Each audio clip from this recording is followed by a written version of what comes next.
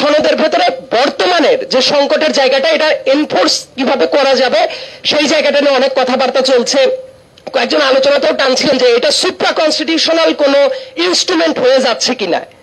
সেটা যদি হয় আপত্তি তোলার মতো বেশ কিছু জায়গা থাকবে। তার কারণ হইল, আমরা যদি কনস্টিটিউশনটাকে একদম ফান্ডামেন্টাল জায়গায় ধরি, আবার কেউ কেউ প্রশ্ন তুলতেই পারে যে আমরা তো এই কনস্টিটিউশনই চাই না। হইতেই পারে, এক একজনের এক একটা অবশ্যই মতামত আছে, কিন্তু কথাটা হলো আমরা কনস্টিটিউশনই চাই না। এখন যা খুশি যদি তাই করা যায়, এই সরকারের এক্সিস্টিং যে সরকারটা চলছে এটার ভিত্তিটা কি? আমরা বলতেই পারি people's will, but people's will ব্যাপারটা কনস্ট্যান্ট না। তার মানে তারও কিন্তু কোনো না কোনো ক্যাপাসিটিতে একটা সাংবিধানিক বৈধতা আছে আর্টিকেল 106 দিয়ে। যদিও আমাদের বন্ধুবর চমৎকার একটা আলোচনা করছিলেন তুহিন খান, যে ওইটা নিয়েও কিন্তু কিছু কিছু জায়গায় প্রশ্ন তোলারও জায়গা আছে খুব ক্রিটিক্যাল ভাবে, কিন্তু সেই ব্যাপারটা নিয়েও অনেক বেশি আলাপ আলোচনাটা হয় নাই। এই আলাপ আলোচনাগুলো যদি হয় অনেক জায়গাতেই অনেক সমস্যা তৈরি করতে পারে। কিন্তু আমার কাছে যেটা মনে হয়, আমরা এখন যেসব দ্বিমতের জায়গাতে আছি, পার্টিকুলার কয়েকটা পয়েন্ট যদি আসে, স্বৈরাচার বিতরণের প্রশ্ন, এবং তারপরে একটা ট্রানজিশনাল ফেজ, এবং ট্রানজিশনাল ফেজের পরে একটা ফ্রি ফেয়ার ইলেকশনের দিকে যদি যাই, এই ফ্রি অ্যান্ড ফেয়ার ইলেকশনের ভিতরে কেউ না কেউ আবার প্যাচ লাগানোর চেষ্টা করে যে ইনক্লুসিভ। তারা ইনক্লুসিভ মানে মনে করে যে শেখ হাসিনাকে এসে ইলেকশন করতে দেওয়া হবে, দিস মিনস ইনক্লুসিভ।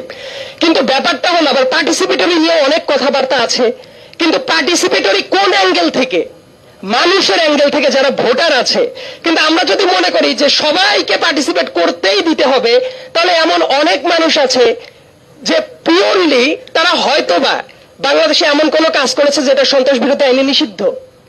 এমন অনেক জঙ্গি সংস্থাও থাকতে পারে। তারাও এসে যদি বলে যে ও আমাদের যে অংশগ্রহণ করতে দেওয়া হচ্ছে না, অর্থাৎ এটা পার্টিসিপেটরি হচ্ছে না, আমরা কি এই লজিকে কখনোই মেনে নিব?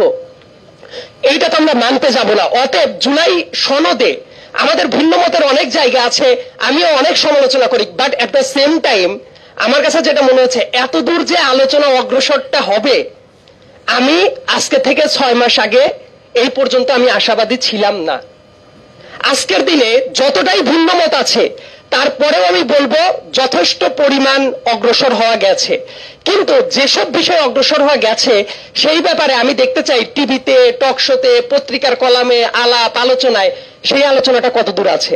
আমি দেখি যতটা প্রোগ্রেস হয়েছে সেই আলোচনাটা অনেক জায়গাতেই থাকে না। মানে নৈরাশ্যবাদী আলোচনা তো থাকবেই, অনেক ব্যর্থতার জায়গা আছে, সেটার পাশাপাশি অর্জন কতটা সেটাও যদি আমরা আলোচনা না করি, এটাও একটা আমার মনে হয় যে অন্যায্য আলোচনার দিকে আমরা চলে যাই। আরেকটা ব্যাপার, সংবিধান নিয়ে অনেকের অনেক ক্রিটিক্যাল অপিনিয়ন থাকতে পারে, but at the same time অনেক সমস্যার কিন্তু কিছু automated solution in the meantime চলে আছে। ইলেকশনের আছে, শেখ হাসিনা 7 জানুয়ারি ইলেকশনটাকে বৈধতা দিয়েছে, চুপচাপ থেকেছে, কিন্তু এই জায়গাগুলোর যে আকাঙ্ক্ষার জায়গাটা ছিল, এবং ওই বইয়ের ভেতরে বাংলাদেশের সবচেয়ে সংকটময় একটা জায়গা একদম থরলি ডিসক্রাইব করা আছে, বাংলাদেশের তত্ত্বাবধায়ক সরকার ব্যবস্থা কিভাবে তুলে নেওয়া হয়েছিল প্রতারণামূলক ভাবে, এবং প্রত্যেকটা পরতে পরতে যে হিসাবটা ছিল সেটা ওই জায়গায় চমৎকার ভাবে বর্ণনা করা ছিল। এই কথাটা আমি এই জন্যই তুললাম যে ঠিক তার পরবর্তী সময় ওই অনেক আগেই কিন্তু একটা রিটও করা হয়েছিল।